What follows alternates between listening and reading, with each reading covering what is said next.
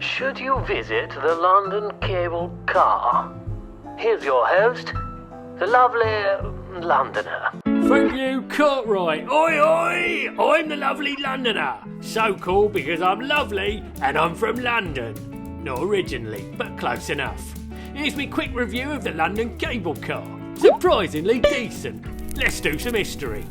The London cable car was gonna be built here in the 90s for 10 million quid, but for some reason it got built here for 6 times that instead, making it at that time the most expensive cable car in the world ever.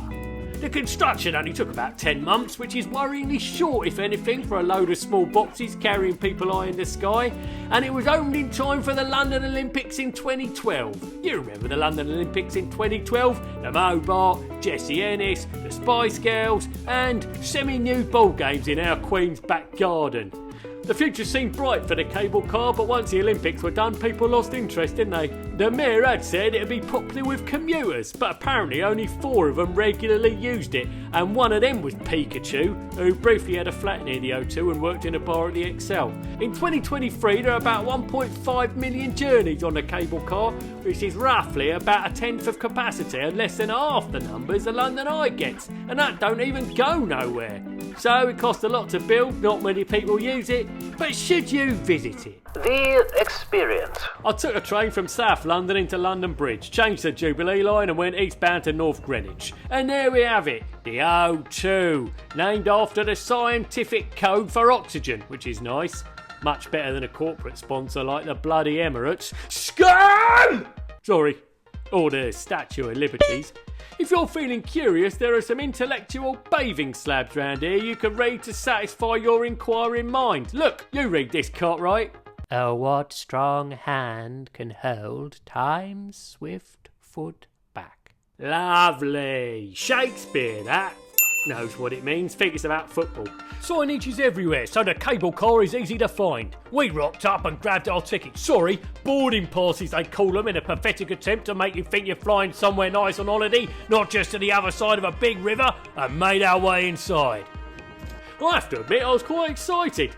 Too excited as it goes. I had a fall on the stairs like an old deer. I don't want to blind you with science, but look at that big wheel! A serious bit of kit. But then a ball wheel like that is the sort of machinery you'd expect on the monocable detachable gondola system, which most of you will be familiar with from the metro cable in Medellin, Colombia. Standard stuff. Anyway, the pods can hold up to 10 people, but there are only 5 in our car, so it was proper roomy, and I have to say the going was very smooth, very peaceful. To my left, I saw the O2, all thick canvas and giant Meccano, the pinnacle of late 90s architecture. And to me right, some buildings. This is London. Drink it in. Travelling at 14 miles per hour, the journey's supposed to take around 10 minutes to travel around 1 kilometre, and around the 7-minute mark I was so zen I thought I was close to enlightenment.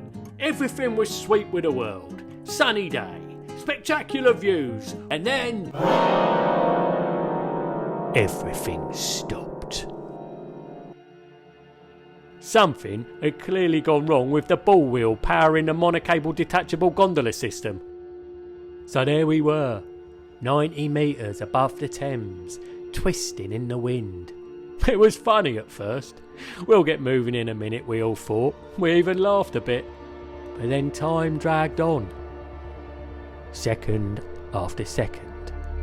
Minute after minute. Things went silent.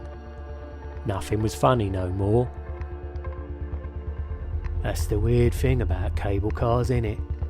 It's all fun and games and what lark's Pip while it's moving. But the moment it stops, it's instant anxiety and blind terror, right? Eventually, and quite naturally, I began to consider who I would eat first to survive a lengthy delay. I'm sure the others were thinking the same. Having fewer people on board suddenly felt less of a luxury and more of a death sentence. We started to eye each other nervously, even hungrily, as our earlier bonhomie evaporated. And then the ball wheel turned once more, we started moving and we all laughed, pretending we hadn't just been seriously considering cannibalism in a cable car, which is a movie I'd definitely watch on any streaming platform. The rest of the trip was absolutely fine. After we'd landed safely, I realised that just down the road there's a footbridge with a decent view of the Thames as well, and that's free and it don't break down. All in all, a great story to tell the grandkids. The summary. Okay, here are some quick reviews from me mates Baz, Gaz, Faz and Cordelia. The IFS-clad London cable car, my view, surprisingly decent, but should you go? Well, if you like being high up in a confined space, lovely views of London at a fraction of the price of the London Eye or the Shard, and experiences that don't last too long, then yes! But if you hate heights and or confined spaces, prefer big Ferris wheels or pointy buildings, and think 10 minutes is way too short for an experience that's worthwhile, then no! Don't bother! Do something else instead. Them's me views.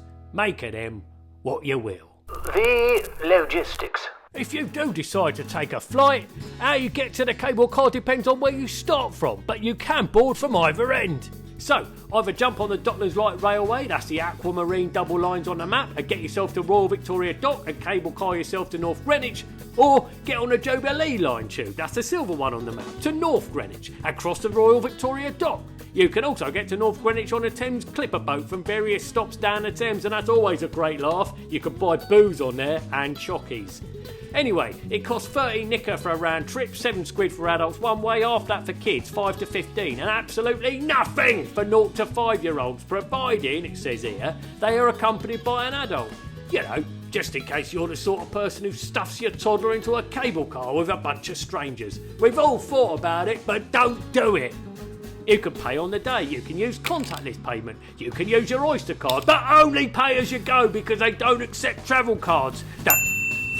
Worth noting, the cable car will close due to strong or gusty winds, or if there's a lightning risk, so check the weather before you go to avoid mild disappointment. The lovely Londoner's top tip is book in advance, so much easier, much less queuing, web address in the notes below, or just search London cable car, you know how to work the internet. That's all we have for today, but if you wouldn't mind liking and subscribing, it would be very much appreciated. And do watch more of Double L's videos. I fear he'll be back to his old ways if this project doesn't work out for him. Goodbye.